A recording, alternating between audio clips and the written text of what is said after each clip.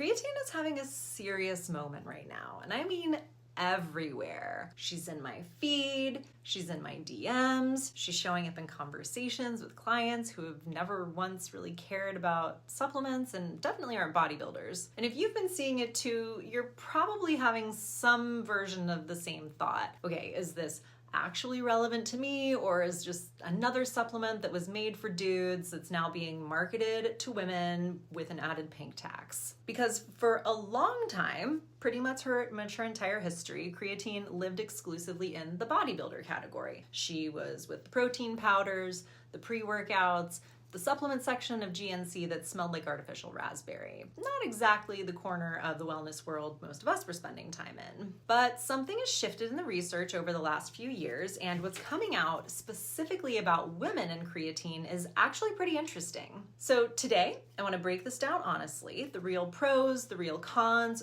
who is she actually a good fit for, and one thing that almost nobody mentions that could save you a really confusing conversation with your doctor. If you're new here, hi, I'm Kelsey Ale. I'm a certified functional nutritionist and a restorative wellness practitioner, and I'm the founder of Audre. We help women relieve early perimenopause symptoms and hormonal imbalances and restore hormone balance using natural remedies, supplements, and nutrition and lifestyle. So if that sounds interesting to you, make sure you go ahead and like and subscribe to our channel. Make sure to hit the bell to be notified when we post a new video. And if you could give this video a thumbs up, it really helps our channel a lot. Okay, so before we get deep into the pros and cons, let's make sure we're on the same page about what creatine actually is, because I think the supplement industry doesn't always do a great job of explaining this to anyone who isn't already deep in the fitness world. Creatine is a compound that your body already makes. It produces it naturally. It's primarily made in your liver and your kidneys from amino acids. You also get small amounts of it from food, mainly from red meat and fish.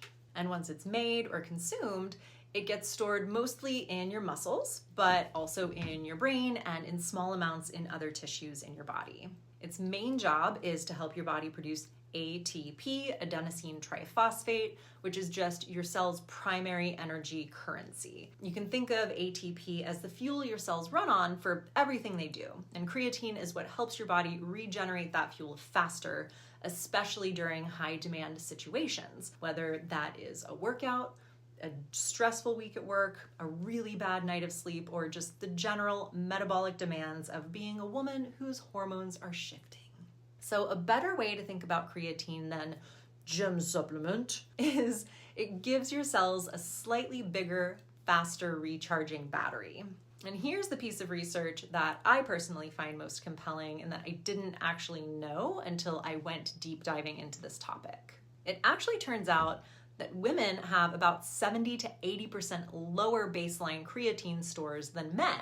Not a little bit lower, 70 to 80% lower. And it's not totally understood why. It's most likely a combination of lower overall muscle mass, differences in how sex hormones influence creatine metabolism and its turnover, and the fact that women tend to eat a little bit less red meat than men, which is the primary dietary source of creatine. But the practical implication is actually pretty big. Women start from a lower baseline, which actually means there's more room to benefit from creatine supplementation. The gap is larger, so filling it has more of an impact. So let's talk about what that actually translates to in terms of real benefits. Okay, so the first and most immediate benefit for most women I talk to is energy. Not just workout energy specifically, but energy in general. The kind that keeps you functional in the afternoon, that helps you recover from a bad night of sleep without completely falling apart. The kind of energy that makes you feel like you have a little bit more reserve in the tanks.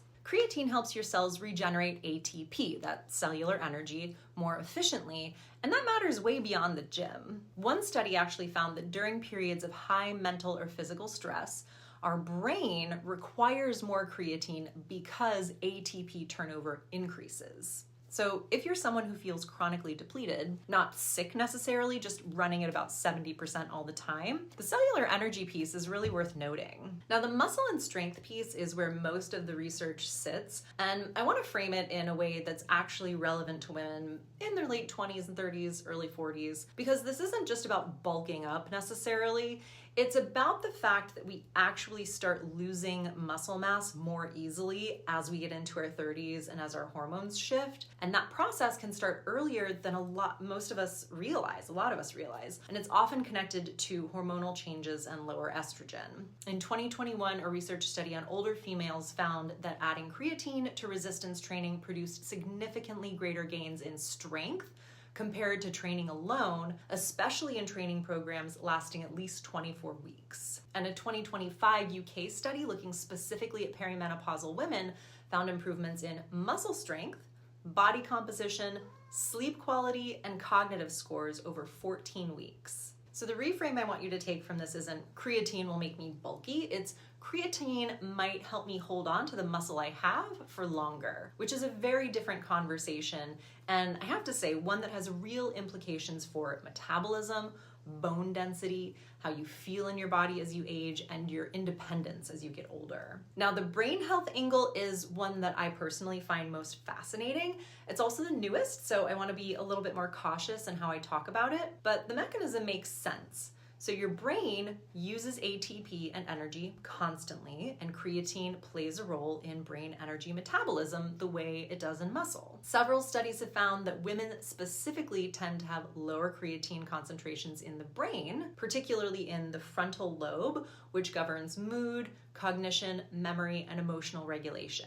And one well-done study found that adding 5 grams of creatine daily to standard antidepressant treatment in women with major depression disorder doubled the remission rate compared to the antidepressant alone. It was 52% remission in the creatine group versus 26% in the placebo group. And I want to note that this research was specific to diagnosed clinical depression, so I'm not necessarily claiming that it works just as a mood supplement in general, but it does tell us something meaningful about creatine's relationship to brain energy and how that shows up for women specifically. The more everyday version of this might be mental fatigue, brain fog, and lower stress resilience. These are areas where early research suggests creatine may have a really supportive role, likely through the same cellular energy pathways. So if you're dealing with hormonal brain fog or just that I can't think clearly feeling, it could be worth keeping creatine on your radar. Before we move on, I want to share what I think is actually one of the most underreported things about creatine, and it connects directly to why I think the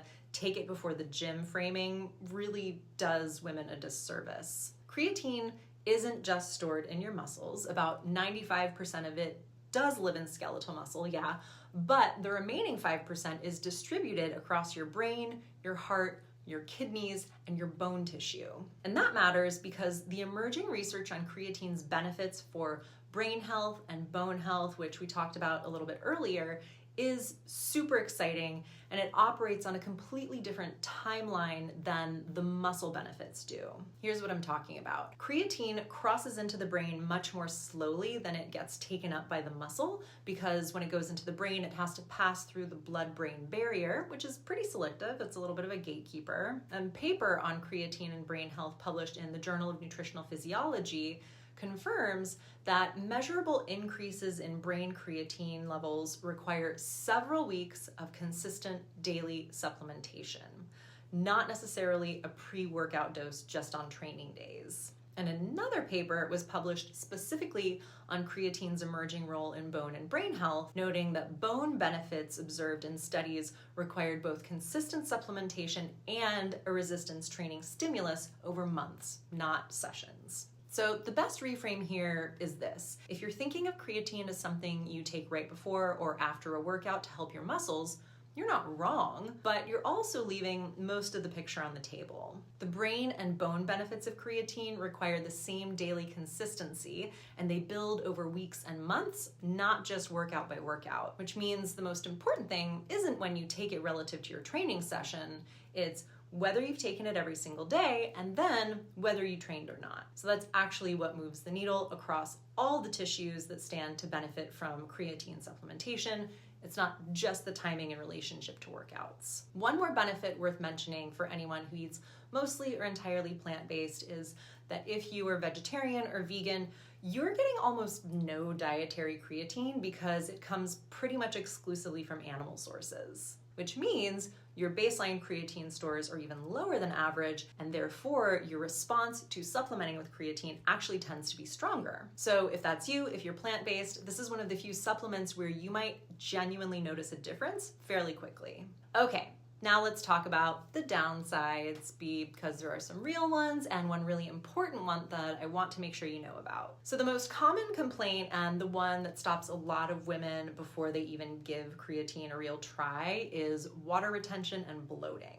And this is true. Creatine does pull water into your muscle cells, which is actually part of how it works. Some women notice puffiness or that uncomfortable holding water feeling, particularly in the first few weeks while their body is still adjusting to it. For women who are already sensitive to hormonal water fluctuations, this can feel a lot more noticeable. But what I want you to understand is, first, this is intramuscular water. It's happening inside your muscle cells, not under your skin. It's not fat gain, but I do want to acknowledge that it can be uncomfortable. It can make the scale go up a little bit, maybe by a pound or two of water weight, which can kind of mess with your head if you're not expecting it. For some women, this reason alone is enough to skip it, and that's fair. Digestive issues, including nausea, cramps, and diarrhea, are some other common complaints. These are always almost dose related, so if you're starting with a high dose or doing a loading phase, which means taking high doses for a period of time before dropping down to a maintenance phase, you're much more likely to experience that, and you can avoid it by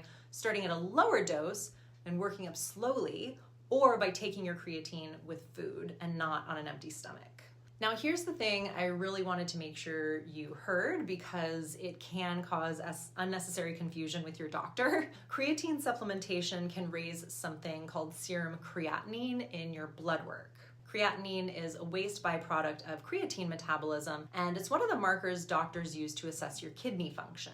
So when you're taking creatine, your creatinine can look high on your blood labs, not necessarily because anything is wrong with your kidneys, but because you're metabolizing more creatine. A 2025 study did confirm that creatine supplementation is associated with an increase in serum creatinine levels, but no significant change in actual kidney function or filtration rate. And the research is consistent that creatine at standard doses does not cause kidney damage in healthy people. But if you don't tell your doctor you're taking it, that elevated creatinine level can look really alarming on paper and could lead to some unnecessary follow-up. So tell your doctor if you're supplementing with creatine. Simple fix. And if you do have a pre-existing kidney disorder, definitely loop in your healthcare provider before starting to make sure creatine is safe for you. If you have bipolar disorder, there are some reported mood effects in very rare cases, but it's worth a conversation with your prescribing doctor as well. And if you're pregnant or breastfeeding, there isn't really enough research on creatine yet, so you might as well skip it. So practically, if you want to try creatine supplementing, the honest guidance is simple. You don't need to do a loading phase. You don't necessarily have to time it precisely around your workouts. Just work up to taking 3 to 5 grams of creatine monohydrate daily and consistently. I'm going to say that again, monohydrate is the form which most, if not all, research is behind. The fancier versions, buffered creatine, ethyl ester creatine, they cost more. They don't really necessarily have meaningfully better evidence. So plain creatine monohydrate taken consistently is what the research is built on. Start at about 1 gram if you're sensitive to digestive issues, and work up slowly from there. So to put it all together, creatine is not a fad. She's fabulous, but she's not magic, but it is one of the most well-researched supplements we have. There are over 500 peer-reviewed studies, decades of safety data, and the research on women specifically is finally starting to catch up, yay, and show that we may actually have more to gain from it than men do, precisely because we start from a lower baseline. Pros include cellular energy support, muscle and strength preservation, potentially meaningful brain health and mood benefits, especially for women dealing with hormonal brain fog or low mood or depression, and a particularly strong case for anyone eating a plant-based diet to try out creatine supplementation. The cons are pretty much just water retention and that scale water weight increase in the short term, some possible digestive sensitivity, especially as you get to higher doses, and remember that creatinine lab marker that will confuse your doctor if you don't tell them that you're taking creatine supplements. It fits best for women who feel chronically depleted, who are noticing early changes in their strength or recovery, or who just want a well-researched tool in their supplement kit. All right, I hope this video was helpful. Definitely drop your questions in the comments. Especially, I would love to hear if you've tried creatine and want to share anything about your experience. I'd love to hear what's worked, what hasn't worked, but again, anything, questions, comments, concerns, hit us up in the chat. And if you're watching this and thinking, okay, but I don't even know if low energy and brain fog is a creatine issue or a hormone issue for me or something else entirely, it's actually a really important question, and we have something that can hopefully help you get a little clarity on it. We created a free hormone symptom assessment that can help you start to identify which key system in your body is the most out of sync, and that'll give you information on what to focus on first. It only takes about 3 minutes and you'll get a personalized breakdown of what's likely driving your hormone symptoms. So the link for that assessment is below. You can go ahead and take it right now. And if you liked this video, please go ahead and give us a thumbs up, like, subscribe. It helps our channel out a lot. Go ahead and check out these videos next for more information on supporting your hormones and energy naturally. Remember to hydrate and subscribe, and I'll see you next time. Thanks for watching.